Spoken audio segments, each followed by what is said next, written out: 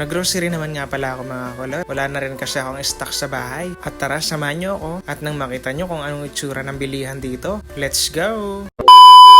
Umagang-umaga pa nga lang ay umalis na ako ng apartment para magbike at mamili. Yan nga pala yung adaanan ko papunta sa pamilihan. At sobrang lamig nung time na to. At makikita nyo, balot na balot ang aking kasuotan. Wow, Tagalog. Tagalog na Tagalog yun ah. Dito nga pala sa Japan, kapag ka mamimili kayo, kailangan nyo magbike o kaya maglakad para makapamili sa grocery. Requires sa mga trainee ang marunong magbike. Hindi naman pwedeng kumuha ng lisensya. Mahabang proseso kapag kukuha ng lisensya, kaya bike na lang muna. Kaya sa mga gusto mag-apply dito sa Japan, kailangan marunong kayong magbike. Mag-aral muna kayo dyan sa Pinas. Pero yung iba naman, pagdating dito na natututo. Kaya okay lang. Sobrang ganda talaga dito sa Japan. Makikita mo, sobrang linis, walang kakalat-kalat, at napakaganda ng view. Napakaganda din ng mga bahay. Kaya kung iisipin mo, sobrang gandang manirahan dito. Pero syempre, depende rin sa pamumuhay yon. Ang alam ko, may ibang mga Hapon na mahihirap din, kagaya nating mga Pilipino. Pero kahit ganun pa man, hindi mo pa rin makikita kung anong estado ng buhay dito. Alam nyo kung bakit? Ultimong mga janitor,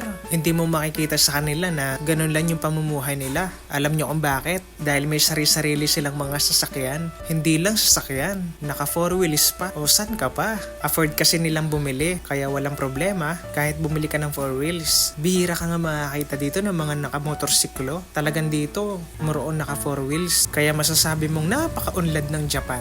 Kaya tinawag ding napaka-unlad ng Japan, di ba? Dahil sa napaka-high-tech ng teknolohiya dito, hindi naman talaga maikakaila na napakalayo ng Japan sa Pilipinas. Pero kung ako ang tatanungin, hindi ko pa rin ipagpapalit ang Pilipinas. Kasi doon yun talaga yung aking bansang pinagmulan. Proud Filipino kaya to. At syempre kayo din, di ba? May nadaanan nga pala ako, mga hayop. Sobrang cute at ang gaganda. At yan ang gusto ng mga bata. Dito nga pala sa Japan, baligtad ang daanan ng mga sasakyan. At kung first time mo dito, talagang malilito ka. Ako nga, nung unang-unang punta ko dito, sobrang litong-lito ako. Pero habang tumatagal, natututo na ako. Well, ganun naman talaga, di ba? Kapag gusto mong matuto sa isang bagay, kailangan mo talagang pag-aralan. Parang sa buhay lang yan, di ba? Halimbawa, bagay na gusto mong matutunan, kailangan mong pagsikapan, paghirapan, at sa bandang huli, matututunan mo rin yun. Ganun naman tayo mga Pilipino, di ba? Kahit anong hirap ng buhay, pinagsisikapan. Lapit na nga pala tayo mga kulot sa pag-groceryhan natin. At ang pangalan ng pag-groceryhan natin ay Lamu. Ang Lamu ay isa sa mga murang bilihan dito sa Japan. Kalimitan sa mga Pilipino dito namimili. At talaga napakamura ng bilihin dito. Kumpara sa ibang mga bilihan, napakamamahal. Recommended ko talaga ang Lamu kung talagang gusto nyong makatipid. Hindi ko lang sure kung ito lang yung pinakamurang bilihan dito sa Japan. Siguro yung iba may alam pa. Pero para sa akin, ito yun. Ito yung may murang bilihan. Napakalawak nga pala ng parkingan dito sa unahan. Puro mga kotse makikita mo at mga bike. Magpaparada nga pala ako ng bike dito. Kitang-kita nyo, napakadisiplinado talaga ng mga Hapon. Makikita nyo, mga parada ng mga bike, nasa sa ayos talaga. Marami din nga pala dito mga vending machine na pwedeng inuman at napakamura pa. Dito nga pala sa Lamu, marami kayong makikita. Nandito na lahat yung pwede nyong bilihin. May mga chocolate, mga kailangan nyo sa pang-araw-araw, mga prutas, mga gulay at iba pa. May mga ubas, para sa mahilig mag-diet dyan, para sa mga healthy food.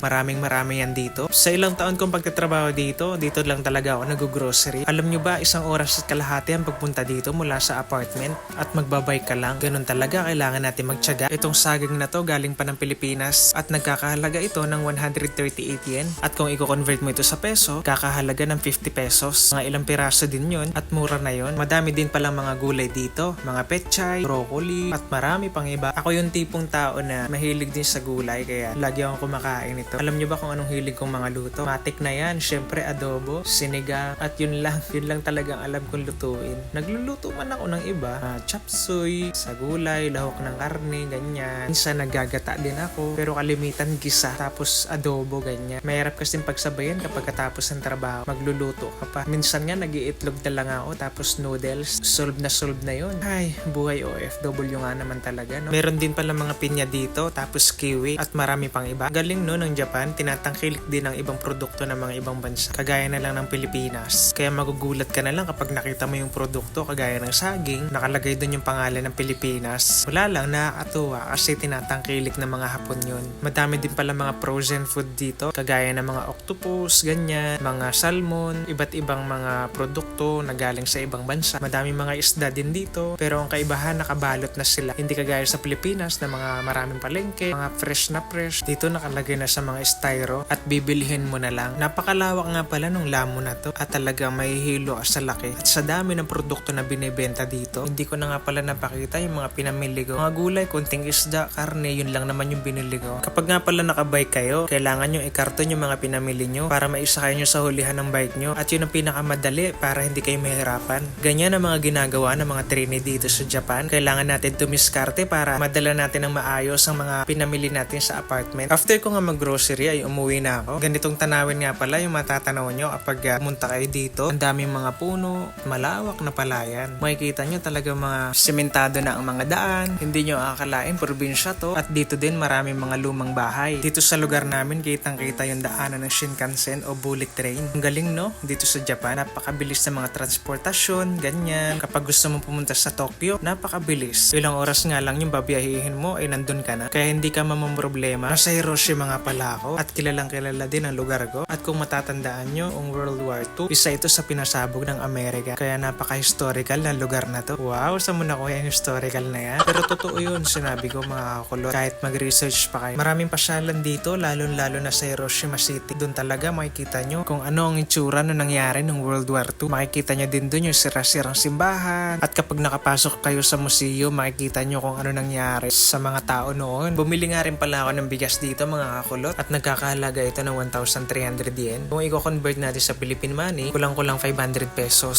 10 kilo lang yan ha. Alam nyo, napakamahal ng bigas dito sa Japan. Kaya tipid-tipid lang. Kahit saan lugar talaga sa Japan, marami talagang vending machine. At ang kagandahan nito, may kape, may iba't ibang uri ng drinks. Around 140 yen lang yan. Kaya mura lang. Meron din mga kokwa, cafe latte, ganyan, black coffee. At ang kinuha ko nga pala ay kokwa. At ito ang favorite na drinks ko dito sa Japan. Napakasarap nga nito at napakalinamnam.